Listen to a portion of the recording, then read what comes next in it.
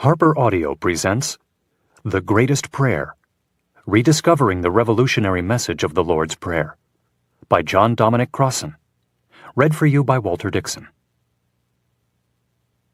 Prologue. The Strangest Prayer. The Lord's Prayer is Christianity's greatest prayer. It is also Christianity's strangest prayer. It is prayed by all Christians, but it never mentions Christ. It is prayed in all churches, but it never mentions church. It is prayed on all Sundays, but it never mentions Sunday.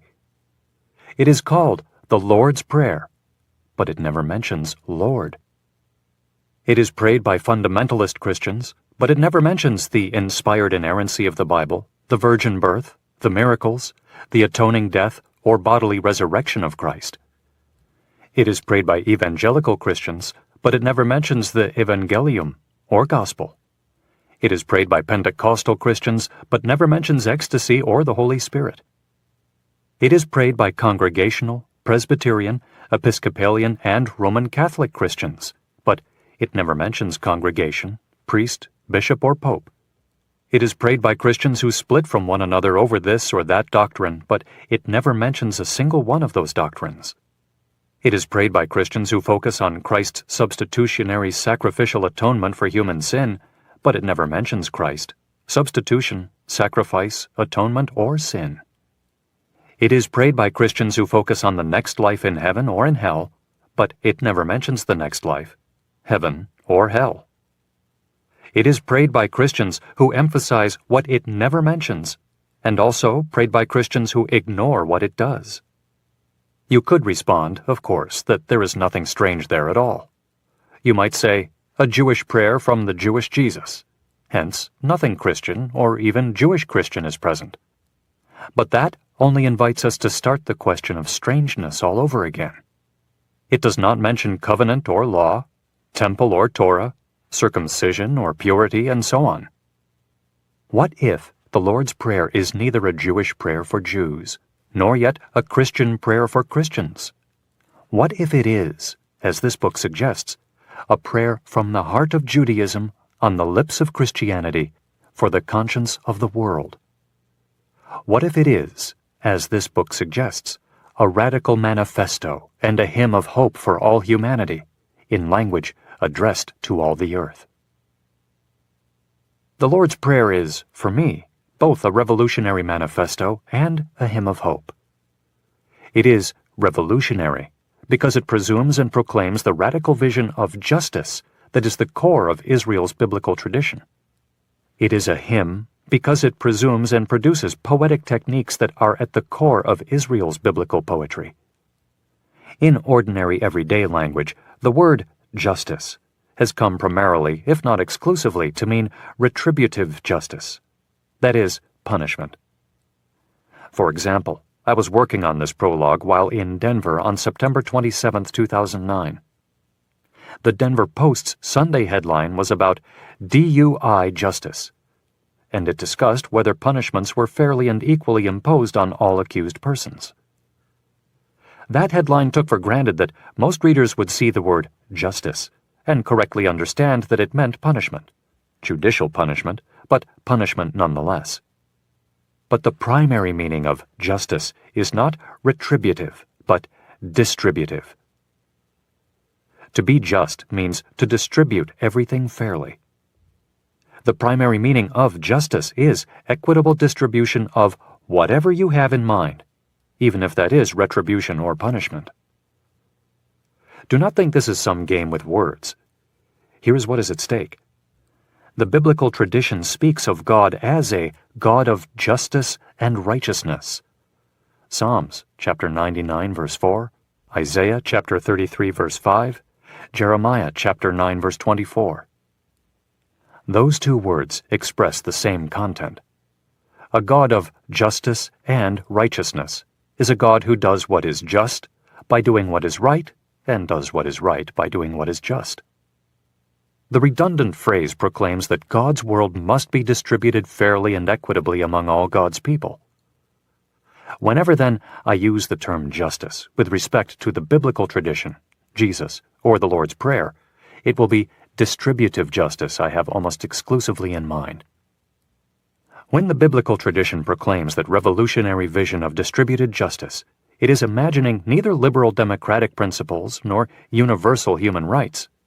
Instead, its vision derives from the common experience of a well-run home, household, or family farm.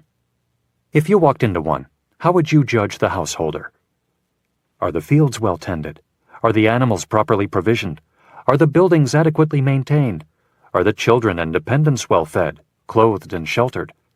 Are the sick given special care? Are responsibilities and returns apportioned fairly? Do all have enough? Especially that. Do all have enough? Or, to the contrary, do some have far too little while others have far too much? It is that vision of the well-run household, of the home, fairly, equitably, and justly administered, that the biblical tradition applies to God. God is the householder of the world house, and all those preceding questions must be repeated on a global and cosmic scale. Do all God's children have enough? If not, and the biblical answer is not, how must things change here below so that all God's people have a fair, equitable, and just proportion of God's world? The Lord's Prayer proclaims that necessary change as both revolutionary manifesto and hymn of hope. Do not, by the way, let anyone tell you that this is liberalism, socialism, or communism. It is, if you need an ism, Godism, householdism, or, best of all, enoughism. We sometimes name that biblical vision of God's world household as egalitarianism, but actually, enoughism would be a more accurate description. The Lord's Prayer is, to repeat, both a revolutionary manifesto and a hymn of radical hope. Hope is already included in calling the manifesto revolutionary. Has there ever been a revolution that was not hopeful? But why call it a hymn, that is, a poem of hope? It is certainly a prayer, but how is it a poetic prayer? And does that format matter? Just as the content of the Lord's Prayer is deeply embedded in the biblical tradition of justice, so is its format deeply embedded in the biblical tradition of poetry. Both biblical justice and biblical poetry are recurring emphases in the Lord's Prayer. Biblical poetry, whether it is in prophecy, psalm, or proverb, works especially with one major technique. That device is a parallelism, in which the second part of a two-part sequence says more or less the same as the preceding one. But everything depends on that more or less factor. The Bible's poetic parallelism is not simply a lazy redundancy in which the second part repeats the former one to give the oral poet time to think about what comes next. What happens is that the parallelism creates a vibration of thought, a metronome in the mind. It is a tick-tock effect that makes one wonder, is exactly the same thing being said twice, or does the second part somehow expand on the first? And, if so, how? In some examples of what is called synonymous parallelism, the redundancy seems to be quite complete. Here is a possible example from Psalm chapter 8, verse 4. What are human beings, that you are mindful of them? What are mortals, that you care for them? But are those two lines totally redundant, or is there something new in that second line? Does God's care for us somehow specify or amplify that God is mindful of us? It makes you pause and think, does it not? Here's another example from Psalms chapter 114, verse 1.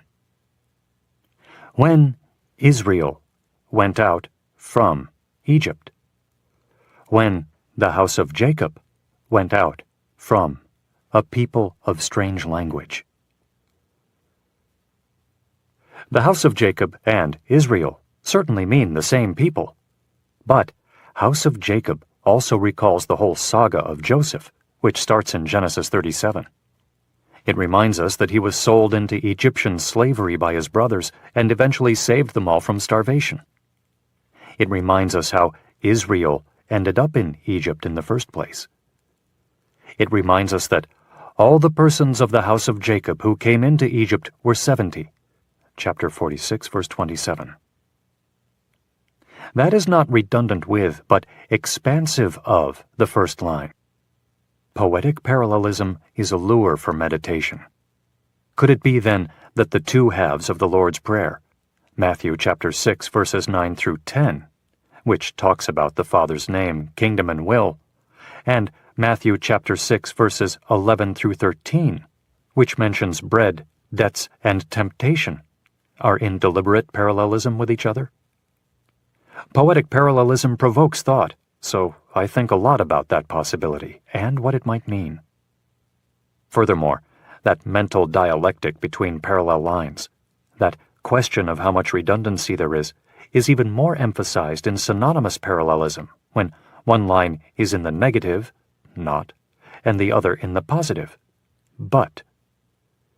Here is an example of that type of parallelism at the end of the Lord's Prayer in Matthew chapter 6, verse 13. And do not bring us to the time of trial, but rescue us from the evil one. Poetic lines like that are often called antithetical parallelism, but the process still pushes the ear to hear and the mind to think whether they are exactly the same or whether the second line expands the content. Poetic parallelism is not just about aesthetics, but about interpretation. Finally, the most fascinating type of parallelism in the Bible is called stepped, climactic, or crescendo parallelism. In that device, the lines are quite parallel in format, but the content increases toward a climax. Here is an example from Habakkuk, chapter 3, verse 17. Though the fig tree does not blossom, and no fruit is on the vines, though the produce of the olive fails, and the fields yield not food, though the flock is cut off from the fold, and there is no herd in the stalls. Internally, each of these three examples, though, and, shows a balanced parallelism. 1. Fig and fruit. 2. Olive and field. And 3. Flock and herd. But overall, and externally, there is a crescendo from figs and vines through olives and cereals and on to flocks and herds. We will have to see, for example, whether this also applies to God's name, kingdom, and will in the first half of the Lord's Prayer, and to our bread, debt, and temptation in its second half. If any or all of that sounds too terribly technical, here is one famous example from a speech you probably know already, but whose roots in the Bible's poetic parallelism you may not have recognized. Friday, January 20th, 1961, was a freezing winter's day in Washington, D.C., as John Fitzgerald Kennedy gave his inaugural address as the 35th President of the United States. In the climax at the end of his speech were two examples of poetic parallelism. Here's the first one. And so, my fellow Americans, ask not what your country can do for you. Ask what you can do for your country. As we saw above, that balance of the negative, ask not, and the positive, ask, is called antithetical parallelism in the tradition of biblical poetry. It is also called reversed parallelism, from the sequence your country, you, and you, your country. Then, in the very next sentence, President Kennedy gave another but quite different example of poetic parallelism. My fellow citizens of the world, ask not what America will do for you, but what together we can do for the freedom of man. You will notice immediately that President Kennedy did not follow the previous format and suggest that the world should ask not what America will do for you, but what you will do for America. Instead, he moved up a level from service for America to freedom for all the world. This is another example of stepped, climactic, or crescendo parallelism. I hope you enjoyed the preview of this audiobook. To continue listening on Audible, please use the link in the video description.